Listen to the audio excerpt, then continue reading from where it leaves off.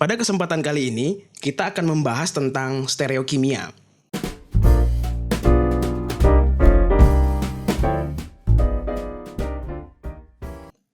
Stereokimia adalah studi mengenai molekul-molekul pada ruang 3 dimensi. Artinya, studi stereokimia ini bertujuan untuk memahami penataan dan orientasi dalam ruang dari atom-atom penyusun molekul. Sehingga, sangat kami rekomendasikan bagi Anda untuk memiliki alat peraga molekul seperti Molimod. Jika Anda tidak memiliki Molimod, maka tidak mengapa, sebab Anda tetap bisa mempelajari stereokimia. Dengan catatan, Anda harus memahami ketentuan kaidah penulisan simbol orientasi atau arah ikatan atom-atom dalam molekul, seperti berikut.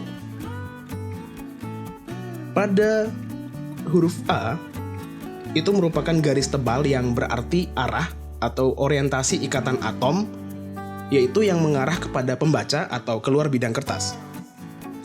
Sedangkan pada huruf B, itu berarti arah atau orientasi ikatan atom, yaitu menjauhi pembaca atau ke dalam bidang kertas. Sebagai contoh, perhatikan gambar berikut. Perhatikan struktur molekul berikut. 2 atom klorin yang diberi tanda bintang merah tampak memiliki orientasi atau arah ikatan atom mendekati Anda. Sedangkan 2 atom klorin lainnya yang bertanda bintang biru, ikatannya memiliki arah menjauhi Anda. Bisakah Anda membayangkan model 3 dimensi yang ditampilkan dari molekul tersebut? Berikut adalah contoh lain dari model 3 dimensi dari suatu molekul, yaitu molekul metana atau CH4. Perhatikan 2 atom hidrogen yang diberi tanda bintang. Ikatan atomnya berupa garis hitam tipis yang berbeda dengan ikatan 2 atom hidrogen lainnya. Garis seperti ini menunjukkan ikatan atom tersebut berada pada bidang kertas, tidak ke dalam atau keluar bidang kertas. Bisakah Anda membayangkan model 3 dimensi dari molekul metana yang ditampilkan? Baik pemirsa, sekarang kita akan mencoba mempelajari tentang stereokimia secara lebih mendalam. Di dalam studi stereokimia terdapat 3 aspek penting yang harus diperhatikan. Antara lain, yang pertama adalah isomer geometrik, yang kedua adalah konformasi molekul, yang ketiga adalah kiralitas molekul.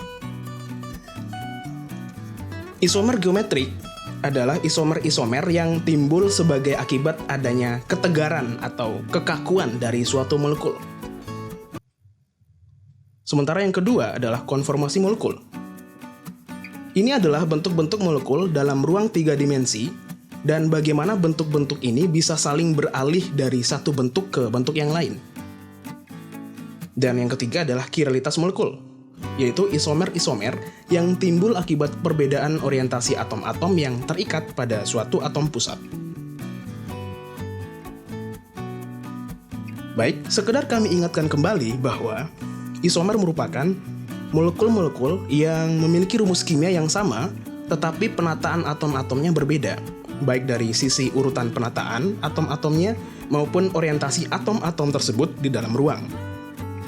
Pada video kali ini, kita akan berfokus pada bagian pertama, yaitu isomer geometrik. Sedangkan untuk bagian konformasi molekul dan kiralitas molekul, akan kami bahas pada video berikutnya. Sekarang, mari kita simak penjelasan berikut. Dalam studi tentang isomer geometrik, contoh molekul yang paling sering digunakan adalah molekul-molekul alkena. Molekul alkena adalah senyawa hidrokarbon yang memiliki ikatan rangkap 2. Untuk lebih jelasnya, perhatikan gambar-gambar berikut. Alkana hanya memiliki ikatan sigma dan tidak memiliki ikatan pi, sebagaimana yang ada pada alkena. Akibatnya, rotasi atom-atom dalam ikatan lebih leluasa pada senyawa alkana dibandingkan alkena. Rotasi pada ikatan sigma inilah yang berpengaruh terhadap konformasi molekul, khususnya pada molekul alkana. Rotasi ini tidak terjadi pada senyawa alkena karena adanya ikatan pi. Keberadaan ikatan pi dan sigma secara bersamaan menghalangi terjadinya rotasi terhadap ikatan. Inilah yang dimaksud dengan ketegaran atau kekakuan molekul, yaitu rotasi ikatan yang tidak dapat terjadi sehingga bentuk molekul cenderung tidak berubah. Bagaimana efek ketegaran atau kekakuan ini mampu menimbulkan isomer? Marilah simak contoh berikut. Perhatikan dua molekul berikut. Kedua molekul memiliki orientasi atom-atom klorin yang berbeda. Salah satu molekul memiliki atom-atom klorin yang berada pada sisi yang sama. Dikenal dengan sebutan cis yang berasal dari bahasa Latin yang berarti berada di sisi yang sama. Dan molekul lainnya memiliki atom-atom klorin yang berseberangan. Dikenal dengan sebutan trans yang dalam bahasa Latin berarti berada di sisi yang berseberangan. Kedua molekul di atas memiliki struktur yang sama. Dalam artian, urutan penataan atom-atom klorin adalah sama, yakni pada atom karbon 1 dan 2. Akan tetapi, atom-atom klorinnya memiliki orientasi yang berbeda. Kedua bentuk ini tidak dapat saling bertukar satu dengan yang lain. Keduanya tetap eksis sebagai bentuknya masing-masing, cis atau trans. Ketiadaan rotasi ikatan inilah yang menyebabkan bentuk-bentuk ini tidak dapat saling bertukar. Ikatan pi hakikatnya memang lebih lemah dibandingkan ikatan sigma. Namun, diperlukan sejumlah kalor untuk memutuskan ikatan pi ini agar tersisa ikatan sigma, sehingga memungkinkan terjadinya rotasi ikatan. Kalor yang diperlukan untuk itu sebesar 68 kilokalori per mol, sedangkan kalor sebesar ini tidak tersedia dalam suhu ruang. Itu sebabnya kedua molekul ini, cis dan trans 1,2 dikloroetana, tidak dapat saling bertukar bentuk. Dengan demikian, kedua molekul ini dikatakan sebagai pasangan isomer, yakni pasangan isomer cis-trans. Perlu dicatat bahwa pasangan isomer memang merupakan molekul-molekul yang berbeda, karena masing-masing molekul dapat menunjukkan sifat-sifat kimia yang berbeda seperti kestabilan, reaktivitas, bahkan efeknya terhadap makhluk hidup atau aktivitas biologis. Tidak hanya sifat kimia. Sifat fisik dari kedua molekul itu pun berbeda, seperti cis dan trans 1,2 dikloroetena, berbeda dalam hal titik didihnya. Keduanya adalah molekul-molekul yang berbeda, meskipun mereka memiliki rumus kimia yang sama. Berikut adalah beberapa contoh lain pasangan molekul yang saling berisomer cis-trans. Sekarang, bagaimana jika suatu molekul memiliki gugus-gugus yang berbeda seperti pada gambar berikut ini? Pada kedua molekul tersebut, tidak dapat langsung ditentukan gugus-gugus mana yang saling berseberangan atau sesisi. Maka diperlukan kaidah lain untuk menentukan penggolongan dari bentuk molekul tersebut, apakah dia serupa dengan cis atau trans. Untuk menentukan mana molekul yang berkonfigurasi cis dan mana yang berkonfigurasi trans, kita perlukan metode yang sedikit berbeda, yaitu metode Chan-Ingold-Prelog, yang penerapannya sebagai berikut. Mula-mula, kita menentukan mana gugus atau atom yang berprioritas lebih tinggi, dalam artian untuk diperhatikan pada masing-masing karbon. Penentuan prioritas ini didasarkan pada bobot atom, di mana atom yang bobotnya lebih besar, maka prioritasnya lebih tinggi. Perhatikan contoh berikut. Perhatikanlah atom karbon yang bertanda bintang. Pada karbon tersebut, terdapat gugus atau atom-atom seperti fluorin dan bromin. Dari kedua atom tersebut, atom bromin memiliki bobot atom yang lebih besar, sehingga prioritasnya lebih tinggi, maka hasilnya adalah seperti berikut. Selanjutnya, perhatikan karbon yang diberi tanda bintang. Pada karbon tersebut, terdapat atom klorin dan iodin. Dari kedua atom tersebut, atom iodin memiliki bobot atom lebih besar, sehingga mendapatkan prioritas lebih tinggi. Dengan demikian, kita dapat menetapkan bahwa atom-atom atau gugus-gugus berprioritas lebih tinggi pada keseluruhan molekul adalah sebagai berikut. Sekarang, kita telah menetapkan atom-atom yang memiliki prioritas lebih tinggi. Langkah selanjutnya yaitu kita perhatikan posisi atom-atom yang berprioritas lebih tinggi tersebut, apakah berada pada sisi yang sama atau berseberangan? Jika berada pada sisi yang sama, maka konfigurasi dari molekul tersebut adalah Z, singkatan dari zusammen, yang dalam bahasa Jerman berarti bersama-sama. Sedangkan jika atom-atom atau gugus-gugus berprioritas lebih tinggi tersebut berada pada sisi yang berseberangan, maka konfigurasi dari molekul tersebut adalah E, singkatan dari entgegen, yang dalam bahasa Jerman berarti berseberangan. Dengan demikian, molekul ini memiliki konfigurasi Z, sehingga penamaannya diberi awalan Z, yaitu Z1 bromo 2 kloro 2 fluoro 1 iodo etana. Selanjutnya, bagaimana jika gugus-gugusnya seperti berikut? Pada gambar di atas, molekul tersebut memiliki gugus-gugus yang cenderung lebih kompleks atau dengan kata lain lebih meruah atau bulky, karena gugusnya tersusun atas lebih dari satu atom. Maka, bagaimana cara menentukan konfigurasinya? Z kah atau E? Mari simak penjelasan tersebut. Mula-mula kita pusatkan ke salah satu atom karbon yang berikatan rangkap. Selanjutnya kita perhatikan gugus-gugusnya. Pada atom karbon berikut, terdapat dua buah gugus, yaitu gugus CH2OH dan gugus CH3. Dari kedua gugus tersebut, atom-atom yang melekat secara langsung adalah sama, yaitu atom karbon, C. Perhatikan atom yang diberi tanda bintang. Lalu, bagaimana menentukan prioritasnya?